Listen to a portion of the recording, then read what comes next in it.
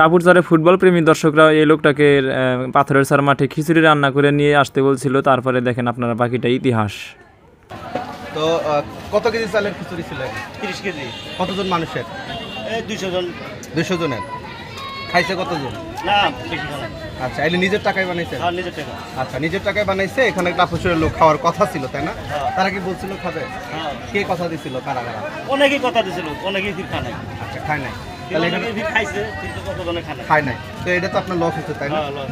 আচ্ছা, এখনো পুরো হান্ডি পড়ে আছে, অথচ খেলা শেষ, সন্ধ্যা হয়ে গেছে, এখনো কেউ খায় নাই। এটা সত্যি আসলে এই লোকটার সাথে বেইমানি করা হচ্ছে, তাই না? যদি আপনারা এত কষ্ট করে নিয়ে আনা হইলে এই জায়গায় এখন আপনার বিচার কি চান? বিচার আমার এলাকায় আমার লোকের সাথে বিচার করা লাগবে। মানে যাওয়ার পরে হ্যাঁ। যাওয়ার পরে বসবেন, হ্যাঁ। কার কাছে এটা বিচার দিবেন? দিব। মেম্বার চেয়ারম্যানের কাছে? তাই জানাবো, তাছাড়া কার কাছে দেবো? কেন্দ্রীয় ঘরে মনে করো